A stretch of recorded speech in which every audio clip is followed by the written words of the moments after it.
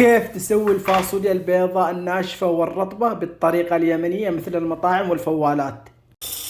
بحتاج نصف كيلو فاصوليا بيضاء حب. طبعا الفاصوليا على حسب الكمية اللي تشو تسووها، ممكن تسوي اقل وممكن تسوي اكثر. بعد ما غسلت الفاصوليا تمام انقعها بماء دافي او عادي اقل حاجة لمدة ساعتين، وهذا شيء ضروري. وبعد ساعتين بالضبط ننزل الفاصوليا بقدر الضغط ونغطيها بالماء ونسلقها نصف ساعة على نار متوسطة. طبعا نصفيها من الماء ونقدر نحتفظ فيها في اي وقت. طاقتنا الجميلة، طبعا الطاقات من النوع هذا افضل حاجة للكبدة للفاصوليا للبيض ولجميع انواع الطبخات اليمنية او المحروقات. نخلي الطاقة تسخن قليل، وبعد ما سخنت بنزل شوية زيت واخلي الزيت يسخن قليل. بصل مفروم ناعم، طماط، فلفل حار حسب الرغبة ممكن نستغني عنه، واضيف الفاصوليا،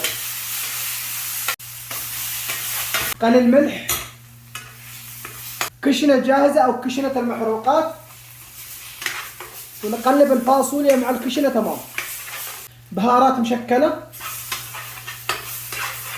في المرحلة هذه نرفع النار على اعلى شيء عندنا علشان الفاصوليا تتنشف معانا مضبوط. وبعد ما تنشفت معانا نقلبها بالشكل هذا.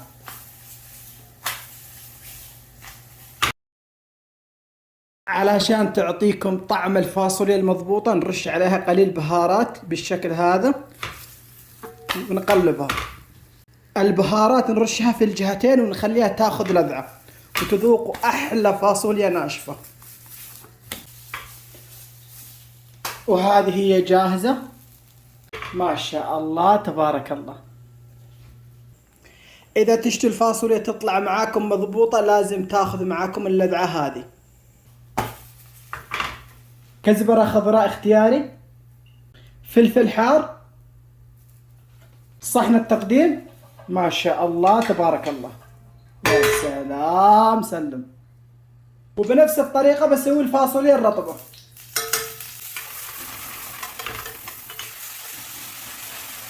إذا نشتي الفاصوليا بالبيض أو بالتونة نضيفها في الوقت هذا.